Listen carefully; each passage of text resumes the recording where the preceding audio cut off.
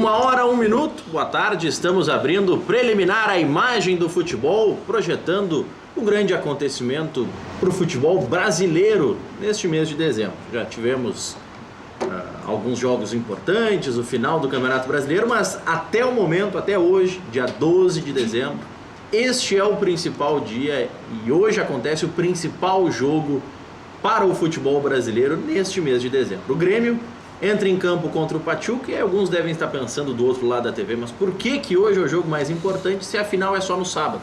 Justamente porque se não passar deste estágio, não existe a final. O Grêmio precisa hoje confirmar, assim como amanhã o Real Madrid precisa confirmar na sua partida a classificação para a final. O Real Madrid enfrenta o Al Jazeera. Mas até pelo histórico, pelo investimento, por tudo que já se viu nesse Mundial de Clubes, nesse novo formato criado pela FIFA, os brasileiros ou os sul-americanos é que enfrentam dificuldades para avançar à final. Os europeus sempre confirmaram a sua vaga. Já os sul-americanos, de 2010, quando o Internacional perdeu para o Mazembe, até 2016, nestas 7 edições, 10, 11, 12, 13, 14, 15 e 16, em 7 oportunidades, 4 passaram, 3 não.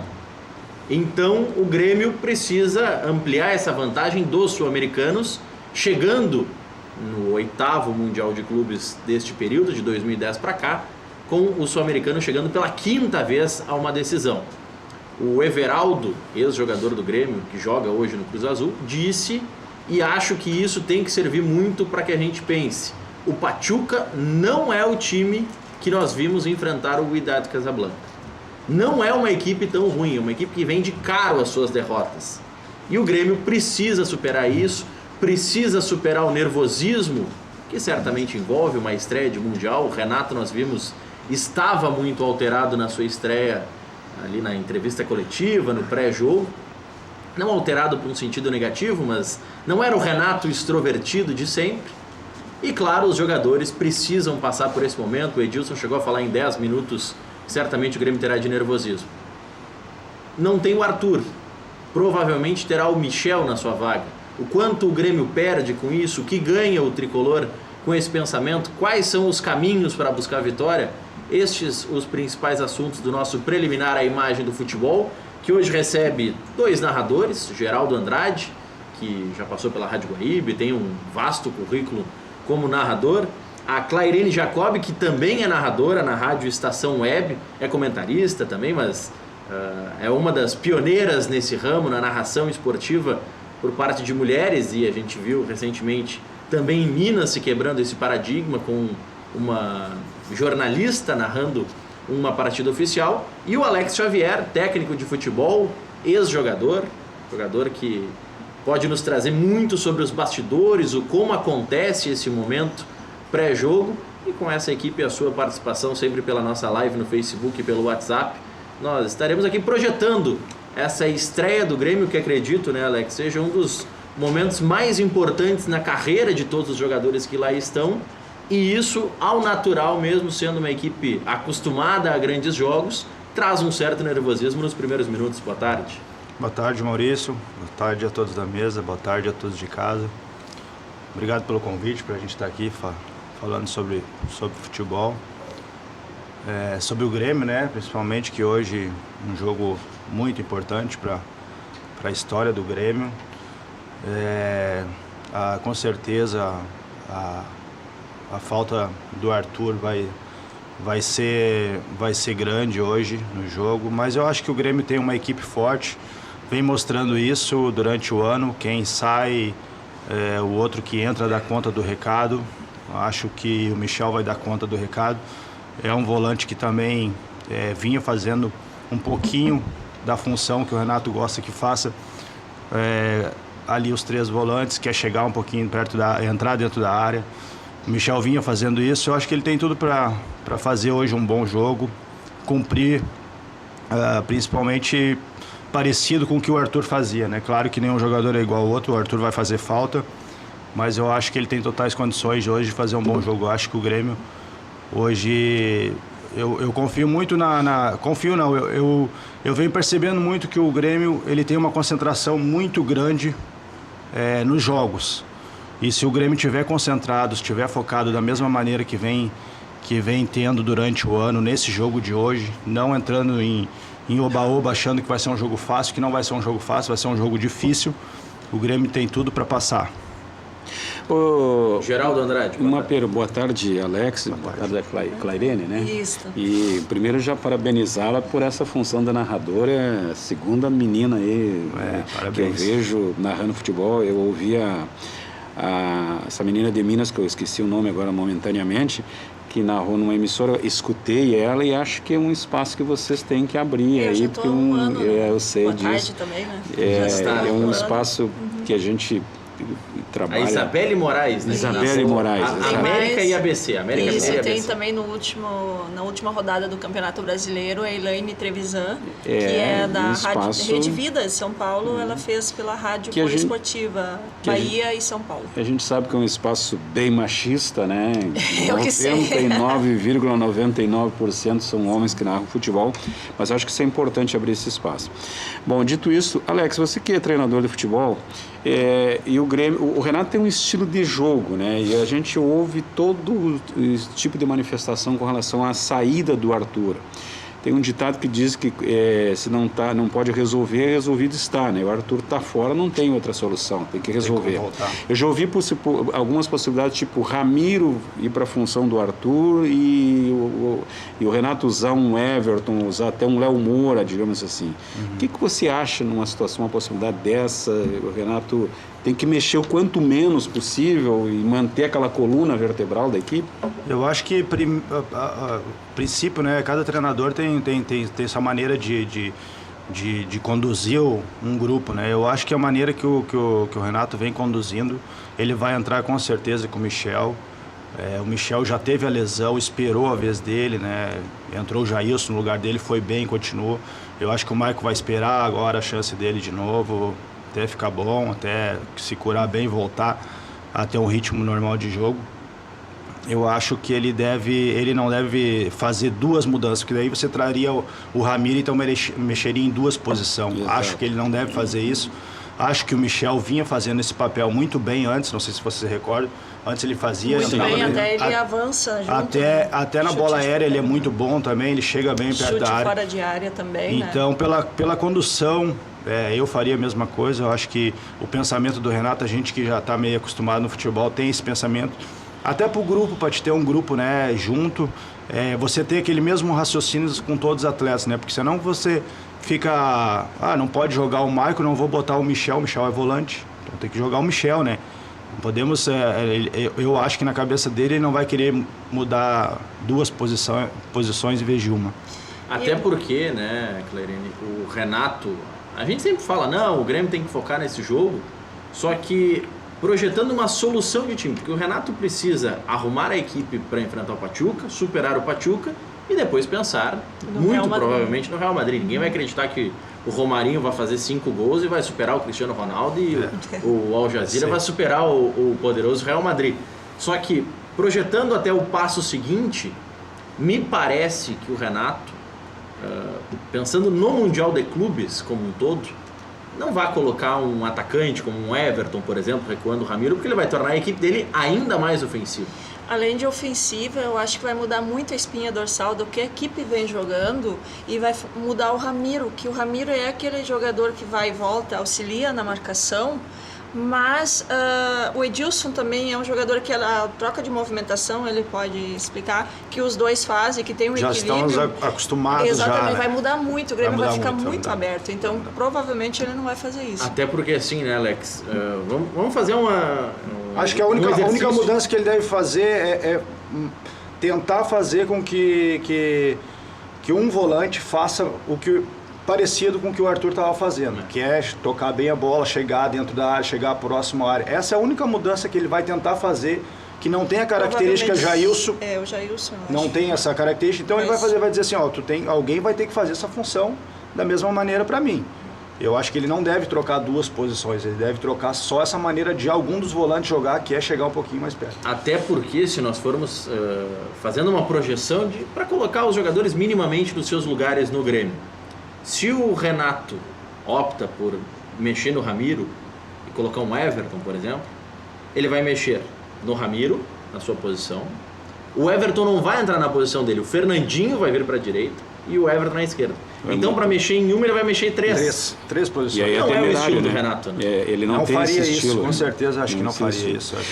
O jogo, você falou no início, Maurício, a respeito da final, e realmente o Grêmio tem esse jogo, a final do Grêmio, na verdade, é hoje, né? Se não vencer hoje, não vai para a final, e é temerário em função das situações que aconteceram anteriores, o caso do Inter, que houve em 2000, ninguém fala sobre isso no Grêmio, mas a gente sabe que internamente essas questões são levantadas. Em 2013 teve o caso do Atlético Mineiro, né? E o ano passado... O Atlético Nacional. No Atlético Nacional, exatamente. Como é que você acha que o Grêmio vai atuar os primeiros 15, 20 minutos? O que seria o ideal? O Grêmio vai jogar talvez mais na defensiva, vai estudar? Como é que seria esse tipo de estudo de 90 minutos? Né? Eu não mudaria em nada a maneira do Grêmio jogar. Acho que o Grêmio vai começar em cima da mesma maneira que começou agora contra o Lanús. Porque pegou um padrão de jogo, então não tem por que mudar. Até a entrevista dos atletas durante esse mês agora, antecedendo esses jogos, depois da final da Libertadores, falando sobre isso. Não, a gente não muda a maneira de jogar, a gente joga sempre do mesmo jeito, dentro ou fora de casa. Então acho que o Grêmio vai seguir essa linha, vai começar em cima. É um time que já está acostumado a jogar junto, a fazer esse tipo de formação, pegar em cima, já perto do gol adversário. Eu acho que esse é o grande segredo do Grêmio, né? E falando sobre o Pachuca, o time adversário, eu acho que o Renato vai ficar com os três volantes, porque o chinês lá, esqueci o nome, Honda, que é o grande perigo do Pachuca. Então esses três volantes vão estar sempre fazendo uma marcação perto dele. Então o Renato deve fazer esse estudo do time adversário, pensando nisso, eu tenho certeza que ele vai manter os três volantes. A única possibilidade que eu imagino que o Grêmio possa modificar um pouco esse pensamento de que o Michel vai entrar é se de fato o Renato sentir que o Michel não está ainda 100%. Porque o Michel, a gente tem que lembrar, ele era titular do Grêmio. E muito bem, né? Ele está afastado, pelo menos da titularidade, há cerca de 50 dias. Fez uma cirurgia no joelho. O Jailson se afirmou. Mas, aí tem um outro ponto. É mais fácil o Renato colocar o Bressan e jogar com 3 zagueiros que colocar um Everton, por exemplo. Acho que não faria isso. Eu acho que também, conhecendo a questão do Renato ser ofensivo, acho que não. É mais fácil ele segurar com o Michel e o Jailson, eles jogando em linha, e liberar o Fernandinho para atacar mais, eu acho. Não sei se tu concorda comigo, porque o Fernandinho ele tem a questão da recomposição da marcação. Né? Ele tem a recomposição e ele é um jogador rápido, né? A gente vem vendo isso. A gente trabalha muito nessa linha, assim, estuda o adversário, né? E tem adversários que te deixam muito o campo de defesa deles vulnerável. Como assim? Tirando o time, por exemplo, o Grêmio tira o time adversário do seu campo, deixa ele marcar em cima e pega no contra-ataque. Os 2 gols contra o Lanús do Grêmio foram como?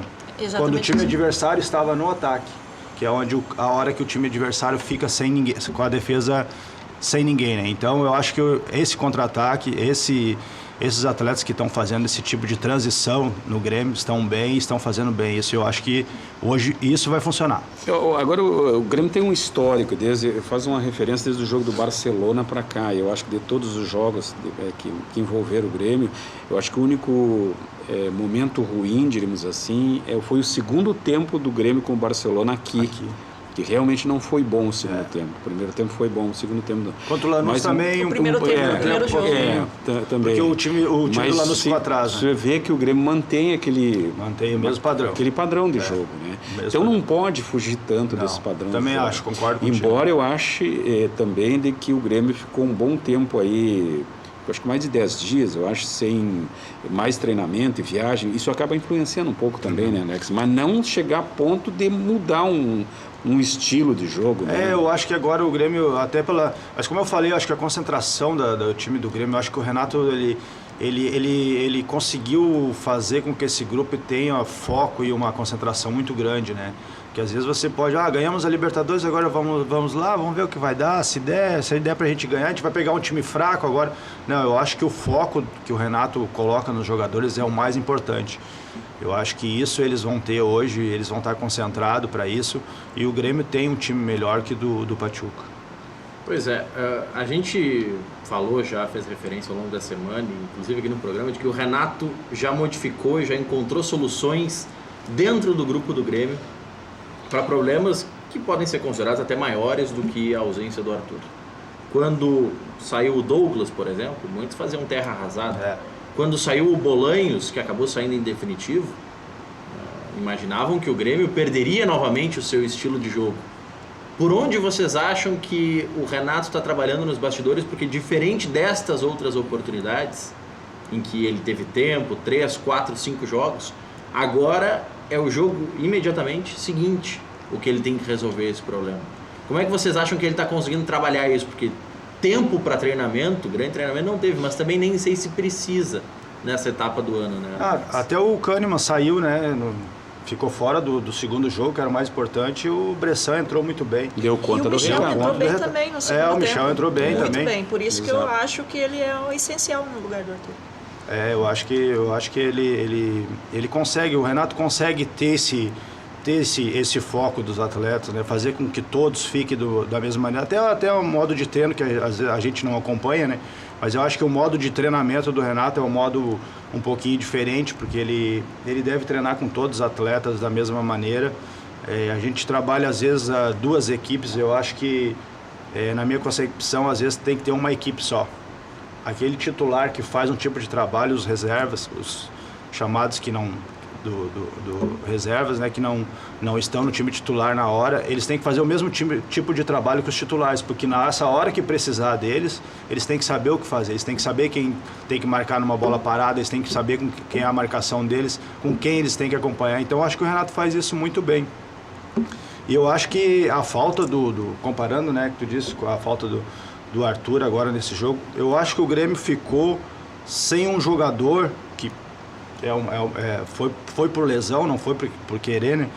Mas ficou sem um jogador, um volante que o Grêmio podia ficar. Porque o Grêmio tinha o Maico e tinha o Michel. Se fosse, por exemplo, ficasse sem o Luan, acho que seria mais complicado. Bem mais complicado. Se ficasse hoje sem o Jeromel ou sem o Kahneman, também seria um pouquinho mais complicado. Eu acho que ainda o Grêmio ainda não teve tanto prejuízo, porque esse ano o Grêmio tem um grupo bom e tem volantes que eu acho que como o Michel ou o Maico vão entrar e vão dar conta do recado no lugar do... Mas o Arthur tem uma característica diferente do Michel, né? Diferente.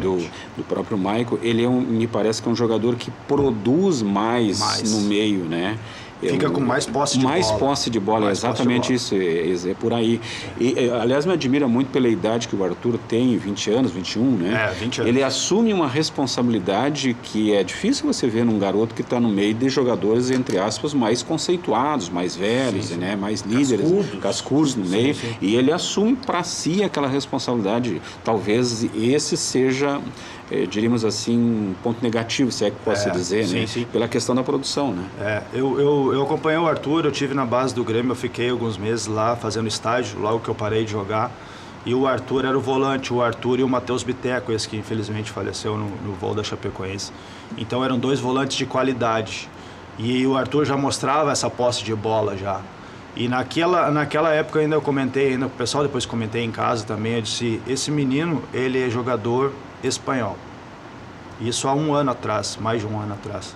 Ele tem a mesma característica dos jogadores espanhóis de ficar com a posse de bola, de não errar passe, tanto que ele é feito várias pesquisas que ele não erra muito passe. Então ele é jogador de Europa. Eu acho que ele vai fazer falta, com certeza, porque ele tem essa posse de bola, tem esse, ainda mais fora de casa, né, que precisa ficar com o maior tempo de posse de bola possível. Mas é aquilo que eu falei, eu acho que é uma posição que o Grêmio tem o Michel e tem o Maico que dá para repor. Claro que não é a mesma característica e que ele vai fazer falta, sim, com certeza. Pois é, eu estava dando uma lida aqui nos destaques que a nossa produção separou e é interessante para o torcedor, claro que nesse momento a gente fala para o torcedor que está no Brasil, porque quem está nos Emirados Árabes já está no estádio, já está pensando no jogo, mas até para que o torcedor tenha noção das diferenças de como torcer nos Emirados Árabes e como se torce no Brasil. Por exemplo, Nos Emirados Árabes, quem vai estar no estádio não pode tirar a camisa. Muitos fazem aqui, tira a camisa, fica rodando. Não pode. Pode. Quer rodar a camisa, tem que levar outra. Não pode tirar a camisa no estádio, porque senão pode ser retirado do local e olha... Pode ser, não, é tirado do local. Não, se identificado, e lá o sistema de segurança é muito rígido, é retirado do local e pode inclusive sofrer sanções maiores por conta disso. Bebida alcoólica, consumo. Pré-jogo, fazer um churrasquinho e beber? Não pode. Tem bares específicos, restaurantes específicos para isso, mas em público, beber cerveja, beber vinho, enfim, qualquer consumo de bebida alcoólica não é permitido. Os locais para as concentrações, que aqui, especialmente ali no entorno da arena, são realizadas no pátio das casas, numa praça que tenha 2, 3 quadras da arena, o churrasquinho que o pessoal faz na rua, lá não pode, tem que ser em lugar fechado. Então o pessoal está tendo que se adaptar um pouco a esses costumes. E no final do jogo, o Grêmio vencendo, e é o que todos esperam no Brasil, ou pelo menos boa parte do Brasil espera, os colorados não torcem tanto por isso, mas vencendo, se os motoristas comemorarem com o tradicional buzinaço que a gente vê sempre no Brasil, são punidos com multas. É interessante o pessoal começar a compreender isso. E aliás, falando em culturas diferentes, lá nos Emirados Árabes, num primeiro momento, não seriam permitidos os trapos das torcidas. Algo que é comum aqui no Brasil, que a gente vê que deixa a festa mais bonita. O Grêmio conseguiu com a FIFA uma liberação. Existem algumas restrições, não pode aparecer nenhuma marca, não pode aparecer nenhuma menção política, mas isso é normal também, é uma regra que vale aqui no país. Mas o Grêmio conseguiu essa liberação e conseguiu de uma maneira muito rápida. Tudo teve que ser muito rápido pensando nesse Mundial. Turbantes, né, também. O Grêmio vai distribuir 2.000 turbantes para os torcedores, então não só o torcedor gremista, mas o torcedor local daqui a pouco, que vai se identificar com as cores do Grêmio. E esse é um momento importante, Alex, Clarene e Geraldo, pensando em uma internacionalização da marca, em uma expansão da marca no cenário mundial. O Real Madrid, por exemplo, que já é um clube, um super clube, porque tem torcedor, sócio, e em muitos países fora da Espanha é líder de venda de camisetas. O Real Madrid, pro seu sócio que está nos Emirados Árabes, vai isentar o ingresso, vai cobrir de volta, vai devolver o valor do ingresso. São ações pequenas, claro que no caso do Grêmio não chega nesse tamanho ainda, mas são ações importantes. Mas pensando é uma sementinha, né? É uma sementinha. Eu estava acompanhando, até é muito legal isso aí, parabenizo o pessoal lá da organização do Grêmio, né? Levou, enfim, turbantes, levou camisetas do Grêmio, né? Para o pessoal que mora lá na cidade, né? Eu acho que isso daí é importante porque essas camisas vão ficar lá e o Grêmio vai ser lembrado para sempre, né? Por ter jogado lá e pelas aquelas pessoas que moram por ali. Então, querendo ou não, isso é uma contribuição para o clube, né? Então o Grêmio, claro, não vai ter uma proporção muito grande, mas eu acho que é uma sementinha que é plantada, que o Grêmio começa aí fora do Brasil ter seu destaque, né? Acaba sendo tendo um destaque mundial. Sim, né? Claro. Isso representa muito. Eu estava ouvindo uma notícia hoje, Maurício e Alex, também Clarene, sobre uma reunião do Conselho Deliberativo do Grêmio, dia 20, me parece. 20 de dezembro vão conversar sobre a estátua do Renato, né? Eu, com todo respeito, eu acho que o Renato é merecedor disso, sem dúvida alguma, muito merecedor, mas só que eu acho que antecipar um pouco essa discussão, acho que teria que, quem sabe, ser depois do Mundial. Eu acho que é um assunto complexo, né? Onde vai colocar, né? Eu acho que tem que fazer uma alteração no estatuto do clube.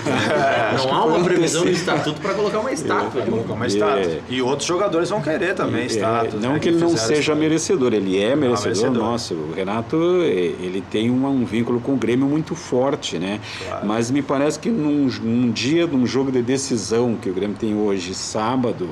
Aí dia 16, né? Dia é bem perto. Isso não me parece ser jogada entre aspas, de marketing em cima do Renato.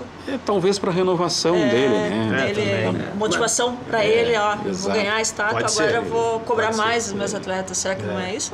Não, mas aí, no caso do Renato, eu entendo o Dr. Biderman, que é o presidente do conselho, ele fez menção aqui no dia seguinte à conquista do Grêmio, de que isso teria que ser debatido no conselho, porque o conselho precisa modificar alguns regramentos internos do clube. Eu acho, aí é uma opinião absolutamente pessoal, que não era o momento de colocar no edital que se vai deliberar a estátua. Pode-se colocar de uma outra forma, uma alteração no estatuto do clube, porque o estatuto tem que ser alterado para que a estátua seja de fato possível pelo regramento do clube. Porque se traz uma carga, talvez, para esse momento que seja um tanto quanto desnecessária. O clima hoje, pensando na estátua, é maravilhoso. Se acontecer algo diferente do que todo mundo imagina, daqui a pouco o clima pode não ser tão bom pensando em estátua. Mas, mais do que isso, esse até é um assunto que pode se deixar em segundo plano. O que eu acho equivocado é o Gauchinho, empresário do Renato, estar nos Emirados Árabes e publicamente citar que está para negociar a renovação do Renato. Eu acho que a última das preocupações do Renato nesse momento é nisso. Eu acho que ou a negociação já está muito bem encaminhada e falta só colocar no papel, e aí o Renato nem vai se preocupar com isso, porque ele nunca exigiu contrato com o Grêmio, nunca exigiu multa. Então, ou é isso, ou é daqui a pouco, o empresário foi para assistir, bom, é porque eu vim para renovar o contrato do Renato. Mas não é o momento de se negociar isso, nem com os jogadores. O Barrios, por exemplo, que tem que renovar contrato, não é o momento de pensar nisso. Eu acho que o momento não é esse. Eu também ouvi essa notícia que o Gauchinho estaria lá, né, o empresário dele. Mas eu acho que, pelo que eu conheço do Renato ali, o pouquinho que a gente conhece dele, eu acho que ele deve estar com a cabeça no jogo e não deve ter esse tipo de conversa.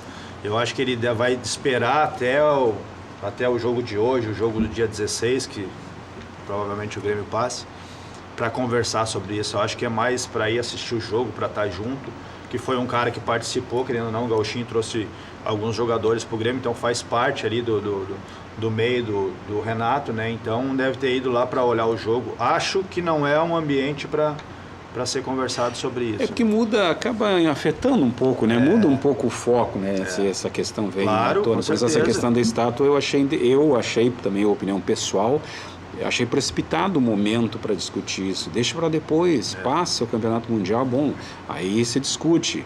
Se vencer, excelente.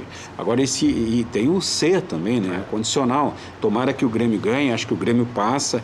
O problema é o jogo de hoje. O Pachuca não jogou tão bem no jogo passado, mas hoje, segundo informações que se tem, que há um outro momento que o Pachuca não jogou aqui. Aquele não é o Pachuca. Daqui a pouco o Pachuca vem e complica um pouco, né? Exatamente, o que aconteceu já. Temos experiências, né? Então... O lateral direito do Pachuca parece que não é lá essas coisas, né?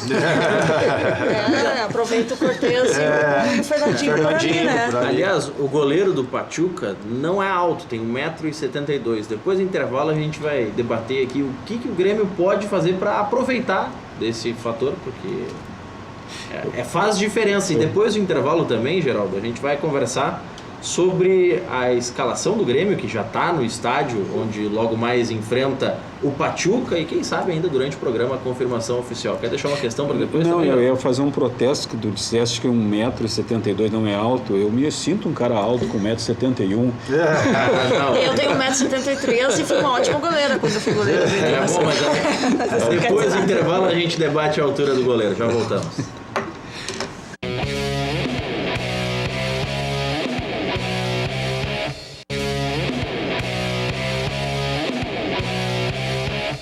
Uma e 31, o Grêmio já está no Hazard Bin Zayed, em Al Ain, onde logo mais, a partir das 3 horas no horário de Brasília, enfrenta o Pachuca, que tem um goleiro com 1,72 m. O Geraldo até brincou que se sente alto, com 1,71 m, mas para goleiro no futebol de alta performance é um goleiro baixo. Sem dúvida, né? Fiz uma brincadeira, claro.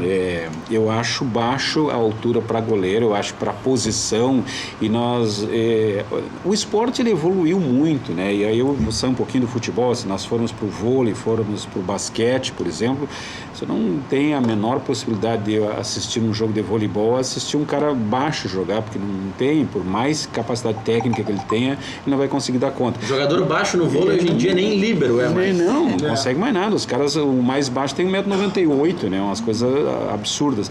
E eu acho que o goleiro, Alex, você que é treinador, e a Clariane que foi goleira também com 1,72 m, mas eu acho que pela própria imposição da posição,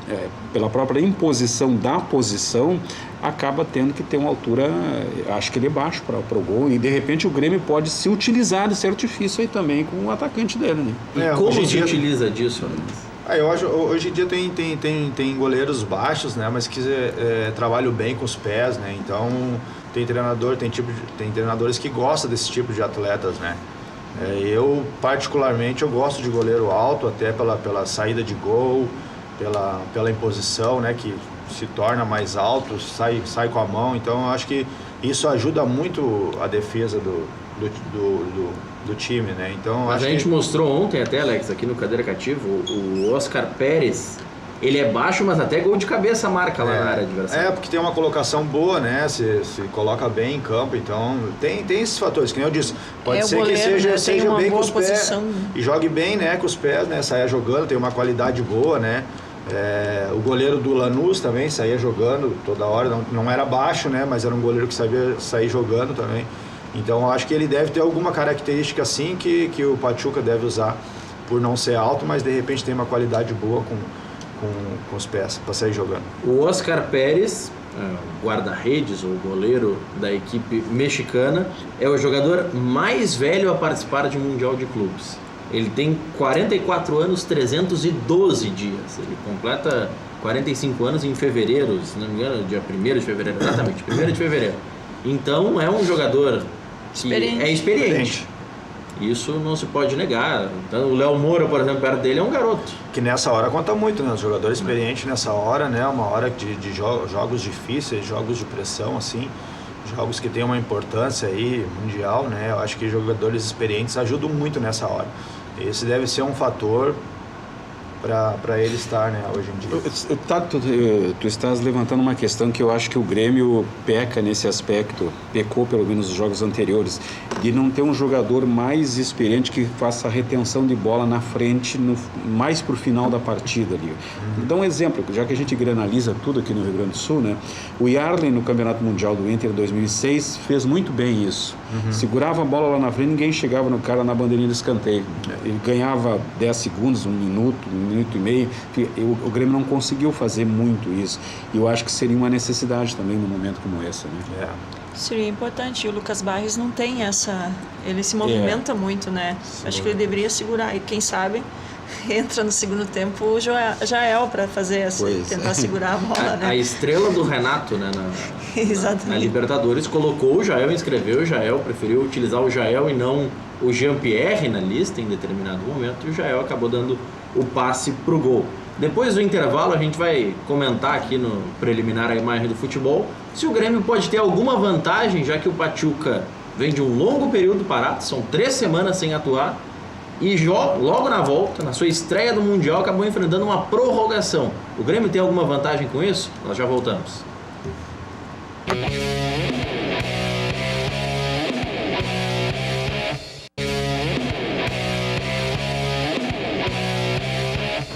Uma e 38, Becker e Fisch alerta, direito de trânsito. Você teve suspenso o seu direito de dirigir? Consulte-nos e veja se há possibilidade de reversão. Informe-se pelo 3239-6689.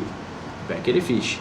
Você quer saber onde encontrar combustíveis de qualidade, promoções especiais e atendimento de primeira? Pergunta lá no Posto Boqueirão. O Posto Boqueirão conta com a confiança da marca Ipiranga e tem os melhores serviços personalizados para o seu veículo. Da troca de óleo até a aspiração de tapetes estofados, calibragem, verificação de 15 itens sem pagar nada a mais por isso. Confira também a loja de conveniência, um espaço agradável para o seu lanche ou cafezinho. E a Beer Cave, um freezer que é uma verdadeira caverna com as melhores bebidas. E atenção clientes do Posto Boqueirão, está iniciado o desafio. Responda a pergunta e seja contemplado com uma surpresa incrível. Qual posto tem quilômetros de vantagem, possui gasolina de qualidade e atendimento personalizado? Posto Boqueirão, em Canoas, na Avenida Boqueirão, em frente ao Ginásio de Esportes SP e também aqui em frente ao campus da Ubra. Vocês já sabem, saindo do programa, passa no Posto Boqueirão, abastece com qualidade e ainda responde a pergunta. Claro que a resposta é Posto Boqueirão. E você vai ganhar um brinde mais do que especial. Coloca na conta do Maurício. Coloca na conta do Maurício, não tem problema. Que é o melhor, né? A parte do brinde pode colocar na minha conta. Portovans, veículos multimarcas a diesel com injeção eletrônica, principalmente ano 2005. Euro 3 e Euro 5. Sistema Common Rail, recodificamos o seu injetor eletrônico, Bosch, Denso, Siemens e Delphi. Recuperamos sua bomba de alta pressão, Portovans, na Avenida Maranhão 888 em Porto Alegre. 3371-3842 é o telefone para você agendar a sua visita. Personal Car, está pensando em trocar de carro? Então não perca tempo. Procure a nossa equipe de vendas. Toda a linha de veículos, multimarcas seminovos com até 6 meses de garantia. Condições especiais de financiamento em até 60 vezes.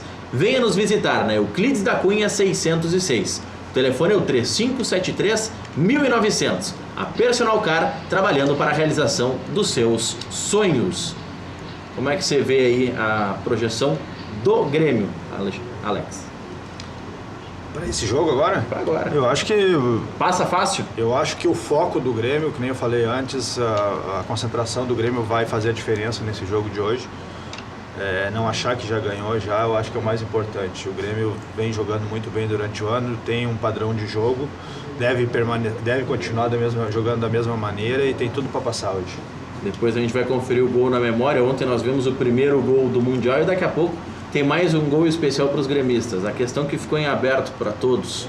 O Grêmio tem como tirar vantagem da inicial falta de ritmo do Pachuca e do fato de os mexicanos terem passado por uma prorrogação? Apesar de ter o tempo para o Pachuca ter um descanso, né? Se teve um jogo, são 15 minutos a mais, foram 2 tempos de 15, então são meia hora a mais. Mas o Pachuca teve um tempo para se recuperar.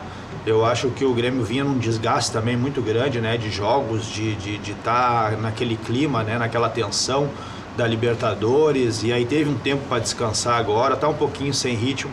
Então isso deve meio que, a balança deve pesar um pouquinho para cada lado. O Pachuca jogou, o Grêmio descansou, mas daí não tem o ritmo de jogo, então acho que deve ser meio parelho esse tempo para descanso. Geral. Eu vejo uma questão importante, que o Grêmio está muito focado nesse jogo, a gente percebe isso, é muito focado, a tal ponto que o próprio Pedro Rocha, que estava lá junto com o Pedro Rocha, foi de férias e está assistindo. Então você vê que eles estão focados, o grupo está muito focado, a gente percebe. E o Renato é um ícone, né, do Grêmio, é um jogador que já foi autor, foi o autor dos gols quando o Grêmio foi campeão do mundo. Tem o que dizer para os jogadores, tem um histórico para dizer, então tem toda uma experiência. Então eu acho que só a pessoa dele, do Renato Portaluppi, já diz o que é o momento do Grêmio. Nós vimos até falando que não tinha um jogador experiente no time do Grêmio, né? Mas o Grêmio tem um cara experiente, sim, que é o Renato, né? Que passa nessas horas para os seus atletas a experiência dele. E o mais importante que a gente percebe, né, Alex, Clairene e Maurício, o Renato tem o grupo dele na mão.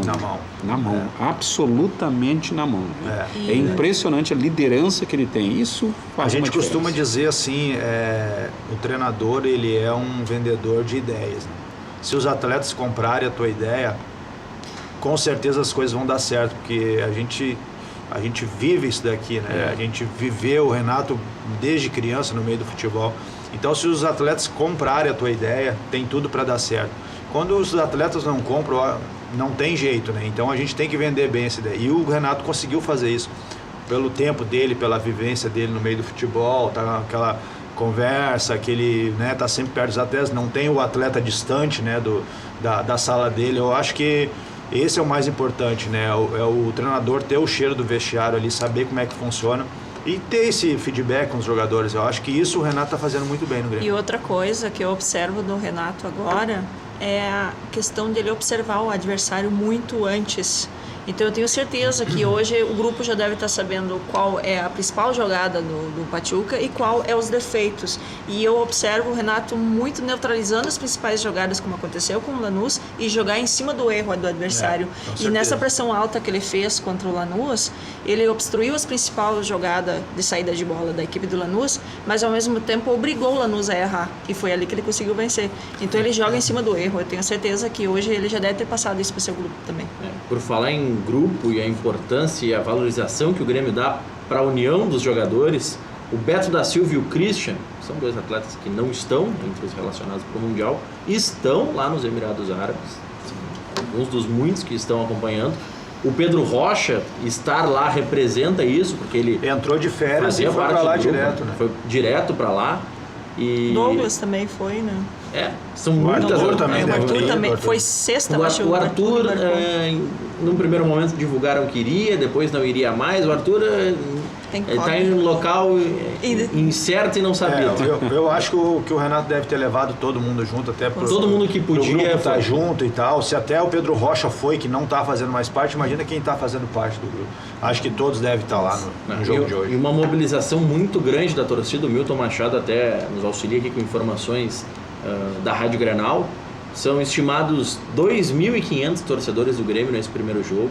E projetando a decisão, esse número aumenta para 5, 6 mil, isso de acordo com as reservas de brasileiros que existem nos hotéis ali da região. Então, é uma projeção de uma perspectiva muito interessante. O torcedor, muitos, assim como o próprio Grêmio, todos tiveram que fazer conexões absurdas. Alguns foram para os Estados Unidos, outros foram para a Europa. Passaporte para em cima da hora. Visto Sem em cima contar da que hora. muita gente não teve o visto, né? Ficou preso em aeroportos, né? Muitos torcedores Às estão vezes presos. alguns não chegarão. Não, e alguns torcedores, por exemplo, fizeram alguma conexão em algum país, Canadá, Estados Unidos, que exigem visto, Sim. acabaram tendo algum problema, enfim, mas é uma grande movimentação da torcida do Grêmio, pensando, claro, no Mundial de Clubes. E por falar em Mundial, em festa, ontem foi comemorado o aniversário do Mundial Gremista. A gente vai mais uma vez homenagear a torcida tricolor com o gol na memória.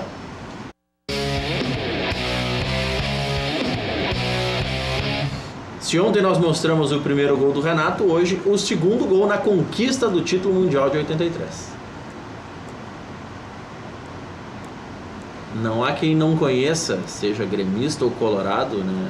Geraldo, Alex Glairene, todos os detalhes dessa conquista do Grêmio, os lances. Muitas vezes já se viu esse gol em diversas oportunidades, em diversos ângulos, de diversas formas, com muitas narrações da época, alguns até fazendo narrações novas, assim como do Internacional em 2006, se tem a mesma memória, muitos torcedores guardam as narrações de diversos cronistas esportivos.